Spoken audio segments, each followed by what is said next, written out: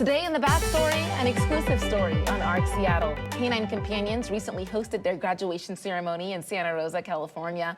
It's a heartwarming ceremony where people with disabilities receive their service dogs to begin new journeys and mark a lifelong human-canine partnership. During the graduation, the dog is also reunited with their original puppy raiser to sort of pass the leash, so to speak. Among those trainers is Melissa Kelly, who volunteers with Canine Companions. She raised Ethel as a puppy to become a service dog. And Melissa joins us to continue the conversation this morning. Hi, Melissa. How are you this morning?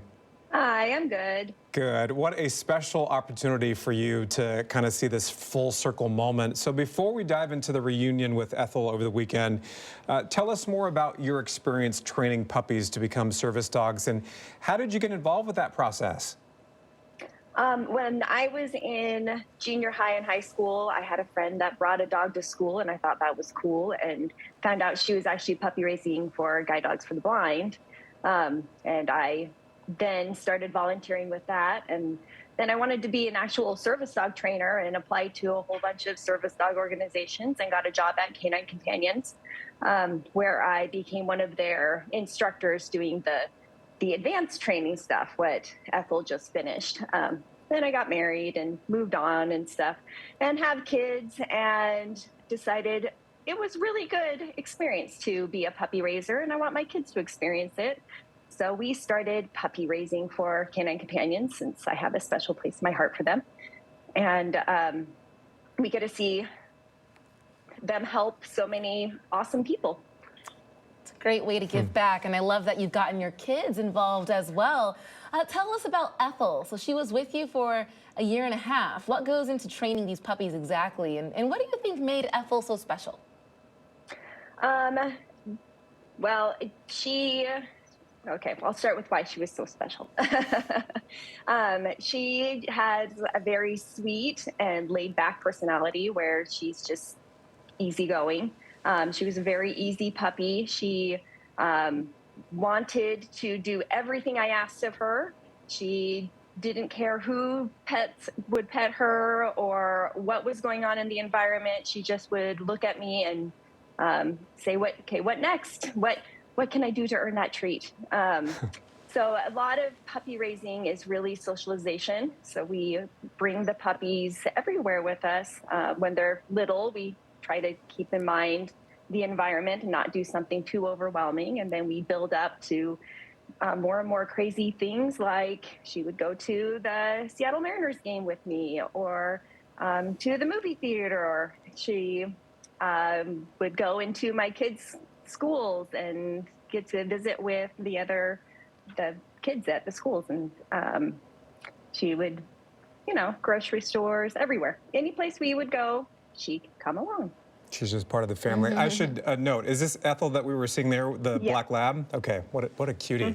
And you had a chance to reunite with Ethel, I understand, on Friday after she went through some team training, and I think it had been, what, 6 months since you last saw Ethel, and I imagine that had to have been some type of emotional experience for you after, helping to raise her. Tell us about that moment, and how did she react?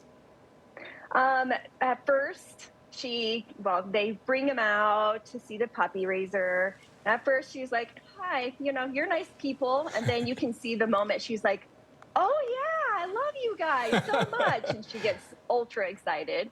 And then she has to jump up and lick my face. And she's like, the tail goes even more. Yeah, there. That's when she got super excited. So it was fun seeing her again.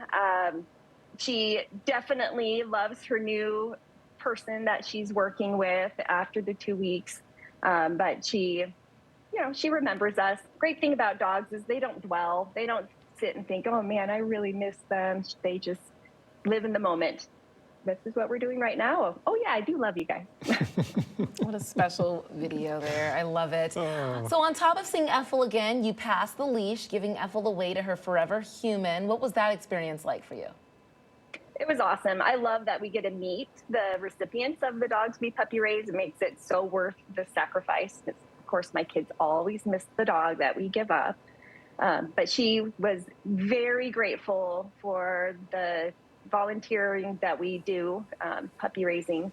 And it's really satisfying to see how Ethel is going to give her recipient this independence that she really wants to have, that she wants to be on her own and do things for herself, and that's what Ethel will give her.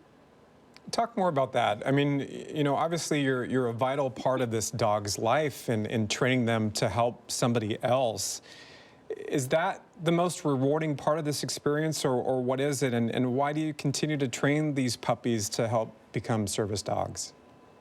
That's definitely the most rewarding part of this experience. I've had people with disabilities in my family, and I've always wanted ways to help them. Of course, I've been an animal lover my whole life, and to be able to combine the two of, I can help make this dog an awesome working service dog so that they can help these people that really need them. The things that they can do for them, like her recipient has MS, so some days are better than others.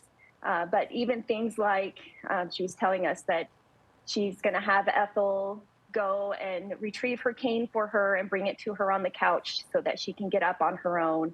Her recipient's a very active individual that really loves her independence, so she doesn't want to have to rely on her husband every time to do anything.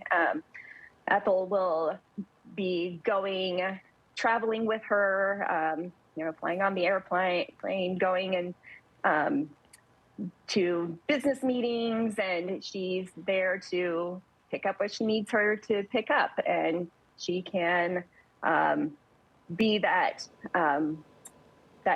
good social bridge with other people and it helps her feel more safe.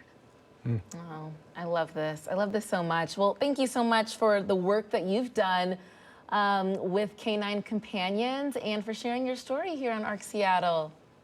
Thank you. Thanks for having me.